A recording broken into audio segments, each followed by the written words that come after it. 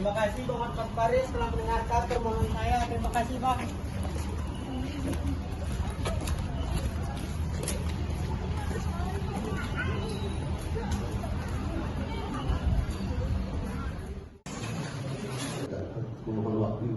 Tindak pidana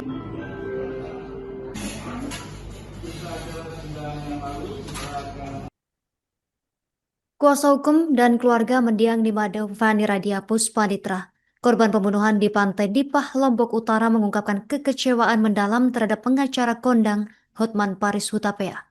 Kekecewaan ini dipicu oleh sikap Hotman Paris yang dinilai tidak objektif dan seolah mengabaikan fakta bahwa ada korban jiwa yang nyata dalam perkara ini.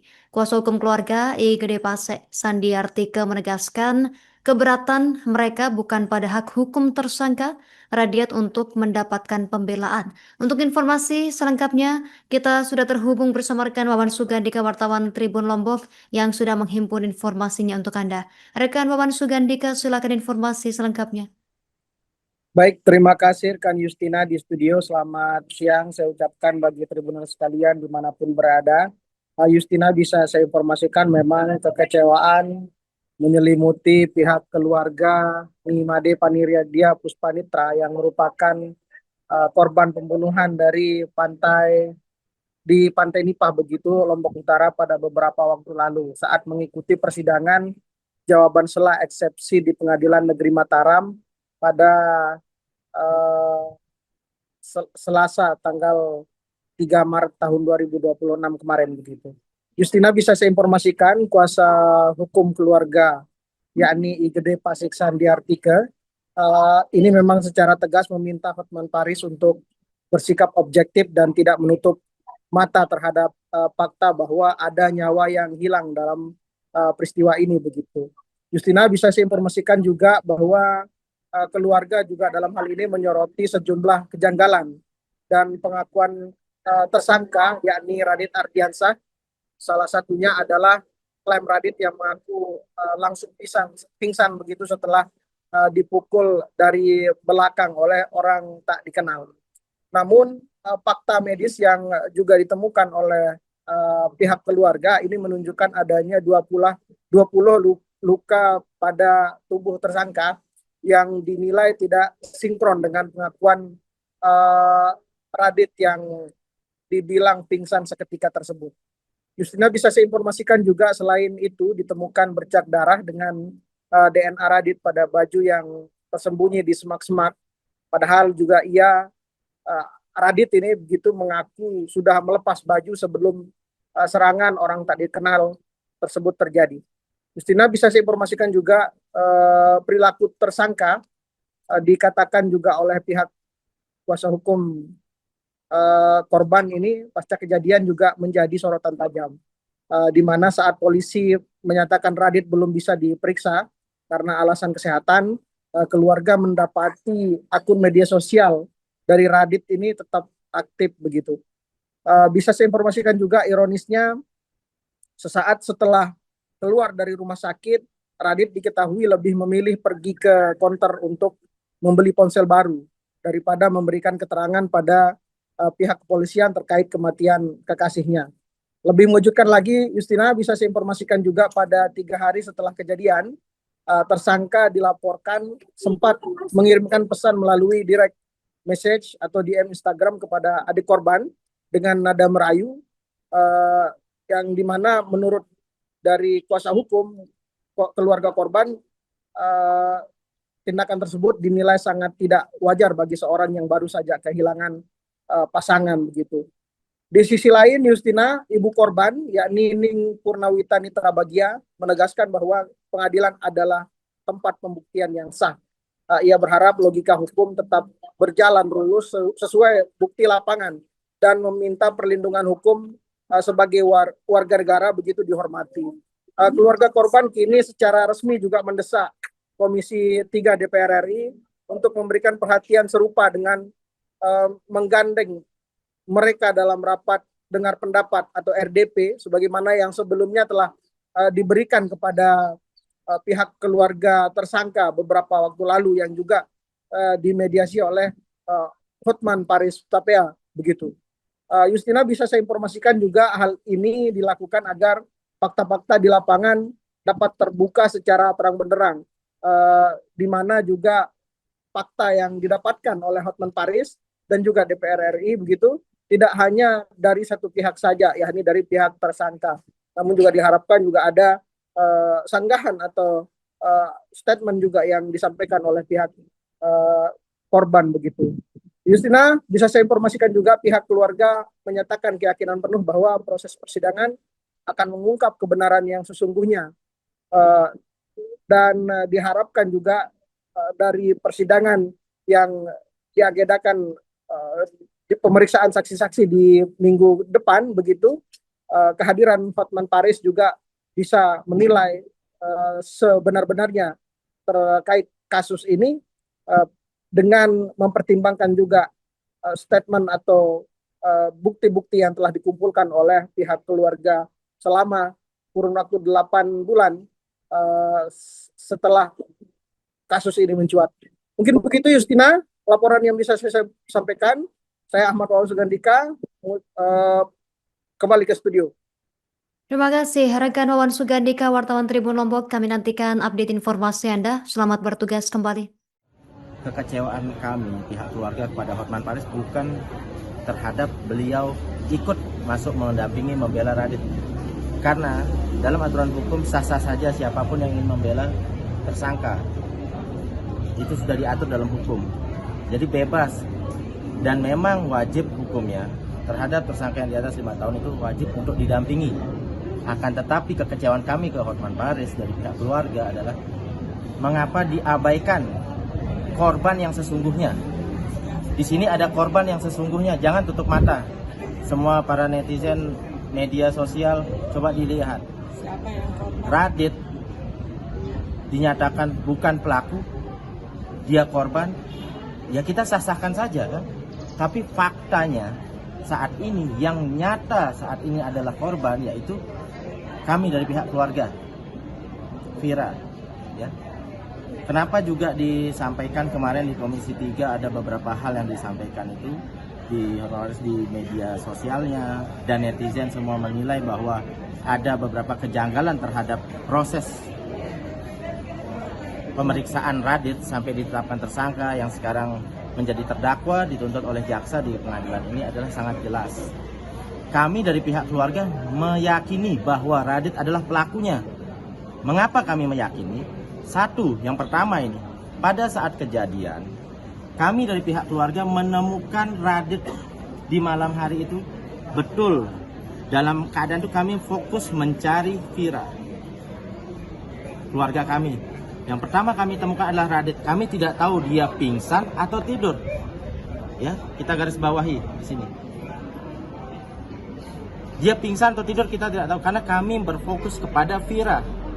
Akan tetapi Pak Mangku menemukan Radit pada saat itu, membangunkan Radit.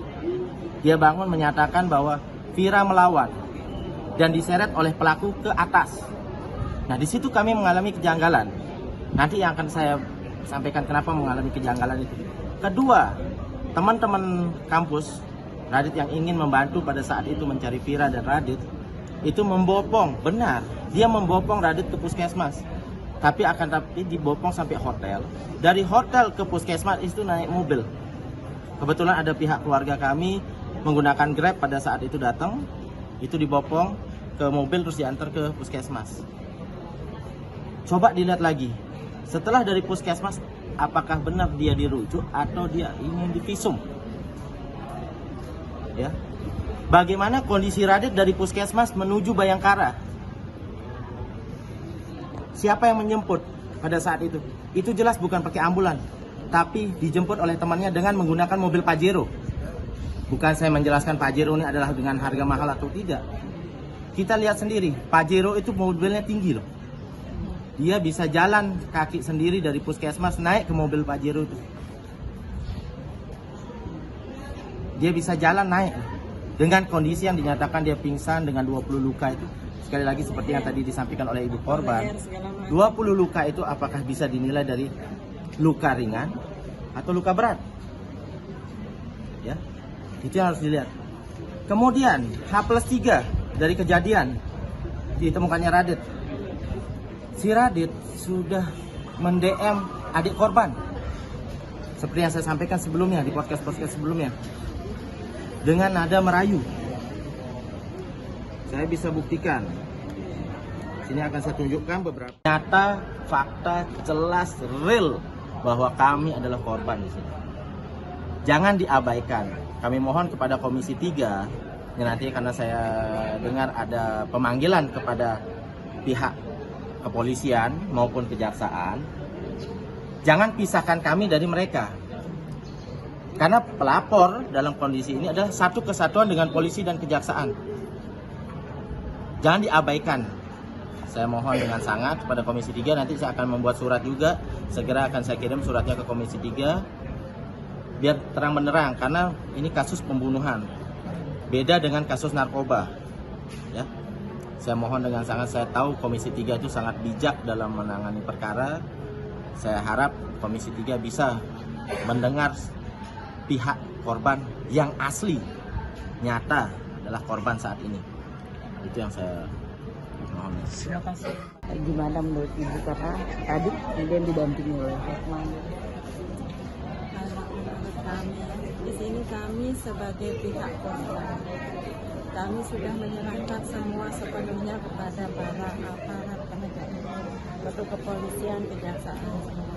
Kami sudah mempercayakan semua ke sana. Di sini kami sebagai korban.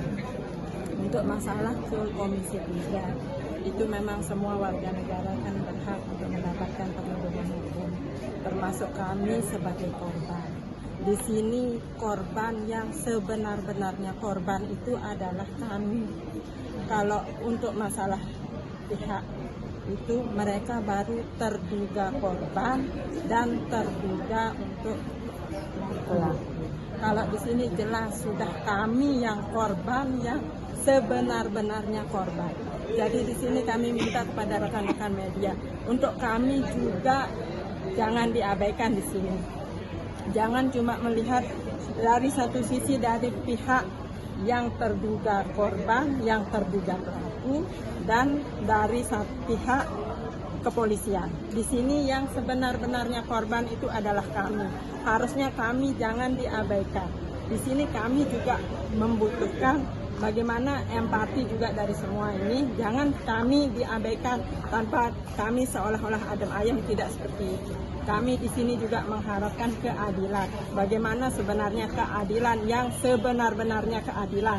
Itu menurut kami sebagai pihak keluarga, sebagai pihak korban, yang korban sebenar-benarnya korban. Ya memang benar kami memang korban, semua sudah tahu. Kenapa begitu? Karena pertama, jelas anak kami sudah tidak ada. Itu sudah jelas dia sebagai korban. Sedangkan di lain pihak terduga korban, itu baru terduga. Kita belum tahu karena belum ada pembuktian. Makanya di sini, di pengadilan ini, disitulah letak kita pembuktian. Apa dia memang sebagai korban, terduga korban itu sudah menjadi korban, atau dia memang sudah menjadi tersangka yang memang benar-benar tersangka. Disinilah letaknya kita membuktikan. Kita semua di sini menuntut keadilan. Kami menuntut keadilan. Semua pihak menuntut keadilan. Makanya di sini kita sekarang membuktikan bagaimana keadilan itu. Bu, mungkin kami bisa dapat sedikit gambaran. Kan banyak sekali ini di media sosial yang beredar bahwa korban putri ibu itu punya kemampuan bela diri. Benar atau tidak? Di sini saya luruskan ya.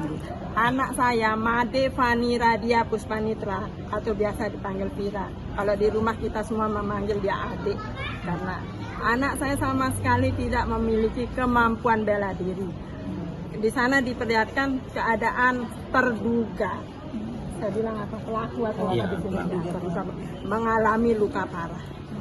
Itu dia luka karena apa? Karena memang ada perlawanan dari korban anak saya.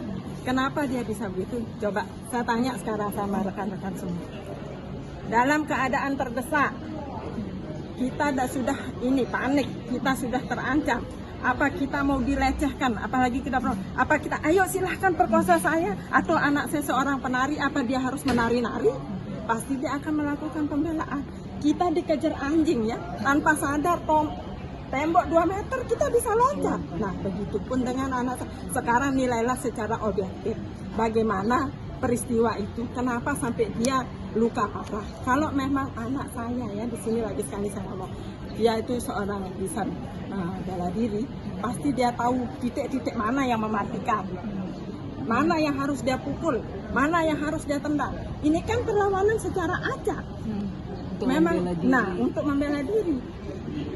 Di sana memang terduga pelaku mengalami banyak luka, tapi lukanya itu parah apa tidak? Nah, di sini yang mempunyai wewenang sudah ada yang mempunyai wewenang untuk membuktikan bagaimana luka itu. Kalau dibilang kenapa orang meninggal bisa memukul, lihat dulu sebelum dia meninggal apa dia patung, apa dia patung, apa dia batu, tidak bisa melakukan perlawanan, dia pasrah dirinya dilecehkan, dia pasrah dirinya mau disakitin. Coba tolong pikirkan juga dengan logika. Logika itu harus cerdas, jangan cuma berlogika, tapi harus juga kita ikuti, kaitkan dengan bukti yang ada. Jangan cuma berasumsi. Kenapa begini, kenapa begitu? Pikirkan juga apa yang melatarinya, apa yang mendasari, sehingga kejadian itu bisa terjadi. Kalau katanya tidak ada saksi mata, bagaimana mungkin ada saksi mata? Kalau memang ada saksi mata, tidak mungkin peristiwa itu akan terjadi. Anjing aja berkelahi pasti kita ribut kan, pisahkan dia. Masa orang saling bunuh-bunuhan mau didiemin? Kalau memang ada saksi mata, tidak mungkin peristiwa itu akan terjadi. Coba dipikir, saya seorang ibu rumah tangga, saya seorang ibu, bagaimana saya menjaga anak saya?